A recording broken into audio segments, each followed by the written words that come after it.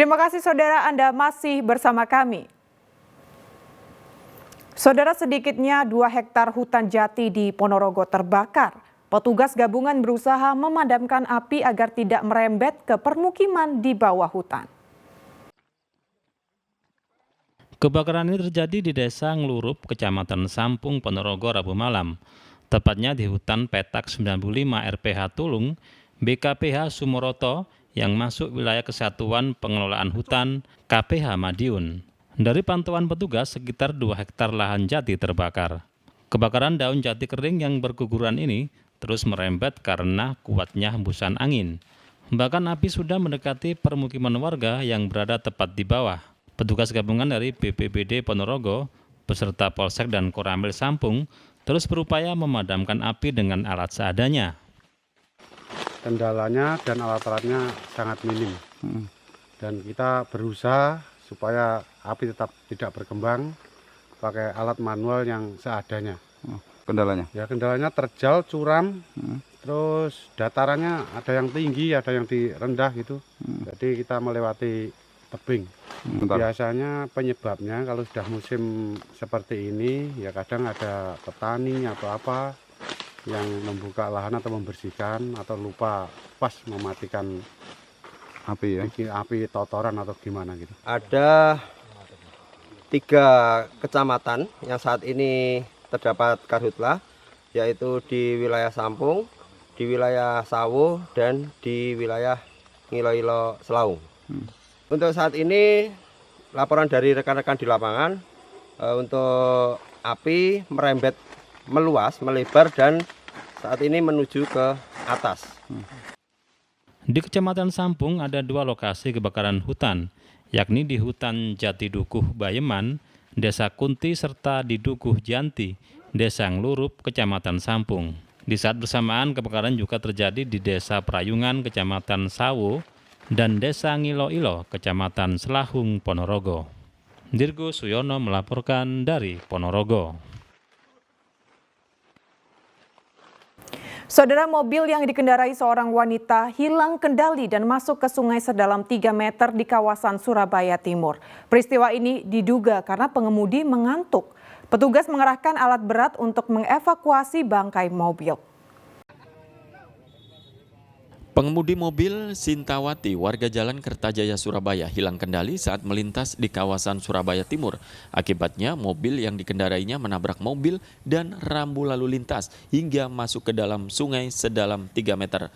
Satpam Perumahan yang mengetahui kecelakaan menghubungi petugas BPBD dan PMK Kota Surabaya. Petugas mengevakuasi mobil dari dalam sungai dengan mengerahkan alat berat. Setelah 2 jam berjibaku, bangkai mobil berhasil diangkat. Untuk korban atas nama Sintiawati, seorang perempuan, kondisi sehat. Jadi dia bisa keluar dengan dibantu oleh security Pakuwon. Kemudian security telepon ke Sisirum memberitakan ke kita. Kita meluncur kurang lebih pada pukul 06.00.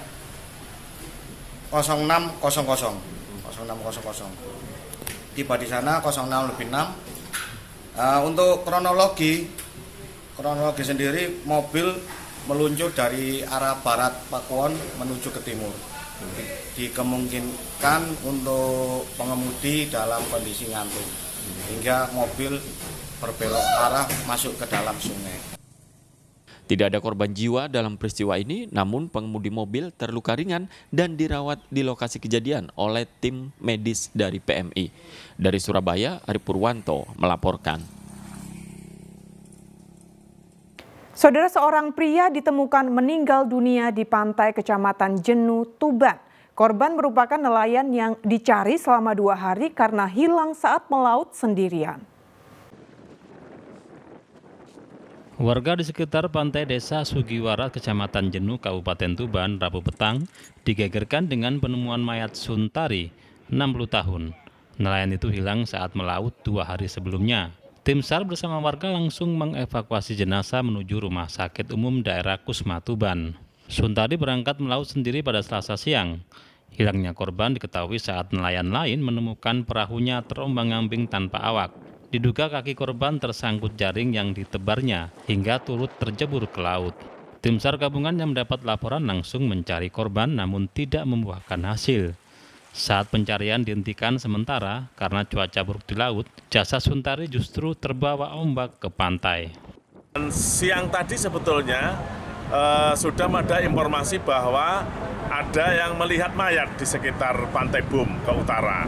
Namun setelah dikejar oleh teman-teman ternyata karena memang ombaknya cukup besar sehingga belum ketemu. Dan alhamdulillah sore hari tadi ada yang melihat sosok mayat di tepi pantai di dekatnya gudang garam. Dan setelah dilakukan pengecekan oleh teman-teman dan keluarga tadi ada yang melihat, dipastikan bahwa mayat ini adalah korban nelayan yang mulai kemarin kita cari. Kecelakaan laut seringkali terjadi di Laut Utara Tuban. Petugas mengimbau nelayan tidak melaut sendiri dan juga waspada terhadap ombak tinggi serta cuaca buruk yang sewaktu-waktu bisa terjadi. Sapari Ranuwijaya melaporkan dari Tuban. Saudara, masyarakat pesisir Muncar Banyuwangi menggelar upacara petik laut. Tradisi turun-temurun itu merupakan ungkapan syukur nelayan kepada Tuhan atas limpahan rezeki selama setahun terakhir ini. Ritual petik laut ini digelar masyarakat nelayan di pesisir Muncar Banyuwangi setiap tanggal 15 Muharram atau bulan Suro dalam kalender Jawa. Warga beramai-ramai membawa perahu kecil berisi hasil bumi untuk dilarung ke laut. Sebelumnya perahu kecil atau getek yang juga berisi kepala kambing diarak menuju tempat acara disambut tarian gandrung. Setelah doa bersama, getek mulai dilarung ke laut, diikuti puluhan selerek atau perahu lebih besar yang berisi nelayan dan anggota keluarganya. Sesampainya di Semenanjung Sembulungan, perahu getek dilarung ke laut lepas. Bersamaan dengan itu, sejumlah hasil bumi yang dibuang ke laut diperebutkan nelayan. Sebetulnya tradisi petik laut ini memang itu syukur kita kepada Allah Subhanahu Wa Taala, yang mana selama setahun kita menikmati hasil dari ikan daripada ikanan, sehingga nenek moyang kita terlebih dahulu waktu itu yang mengadakan tasakur secara masyarakat secara bersama. Meskipun tiap hari itu kita rasa syukur kepada Allah, tapi secara kebersamaan itu dilakukan satu tahun sekali. Itu di tanggal berapa bulan Suro, Pak? Di tanggal 15 Muharram atau 15 Suro. Diawali dari pemberangkatan ya, pemberangkatan dari Stariatan Petik Laut, pemberangkatan titik sesaji, diarak mulai dari sini ke tempat upacara. Petik laut merupakan ungkapan rasa syukur masyarakat nelayan Muncar atas limpahan rezeki yang diberikan Tuhan selama setahun terakhir. Tradisi ini sekaligus sarana doa bersama agar diberi kemudahan dan keselamatan mencari rezeki, terutama saat mencari ikan di laut. Taufik Ferdiansyah melaporkan dari Banyuwangi.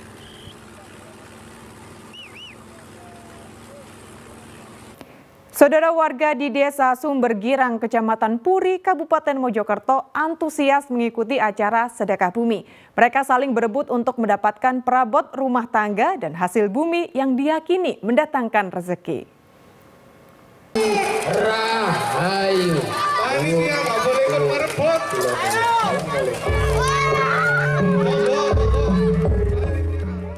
Warga saling berebut dan berdesakan untuk mendapatkan perabot rumah tangga yang dipasang pada rangka bambu. Saat digelar sedekah bumi di Desa Sumbergirang, Kecamatan Puri, Kabupaten Mojokerto, Kamis siang. Sejumlah warga bahkan nekat memanjat untuk mengambil isi gunungan berupa jajanan pasar, sayuran, dan buah-buahan. Warga mengaku senang dan menikmati keseruan acara sedekah bumi. Mereka saling berebut untuk mendapatkan perabot rumah tangga dan hasil bumi yang diyakini mendatangkan rezeki. Sayur-sayuran, terus ada ini ada doro. Ya itu sama metode. Apa? Dapat apa ya? Dapat ini. Apa itu? Bantal sama buah.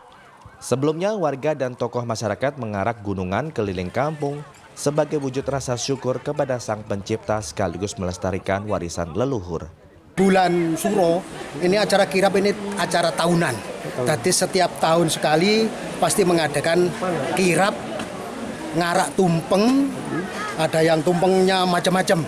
Dan juga belakangnya itu diikuti oleh budayawan, para ulama, tokoh masyarakat, sesepuh bini sepuh. Kirap ini tujuannya untuk uri-uri budaya, uri-uri budaya Jawa. Tradisi sedekah bumi ini akan terus digelar warga setiap tahunnya di bulan Suro pada penanggalan Jawa. Dia Eko Purwoto melaporkan dari Mojokerto. Ya, saudara, informasi tadi sekaligus menjadi akhir perjumpaan kita dalam liputan 6 daerah Jawa Timur kali ini. Atas nama seluruh kru yang bertugas, saya Iman dari Sasmita mengucapkan terima kasih atas perhatian Anda. Selamat beraktivitas dan salam SCTV.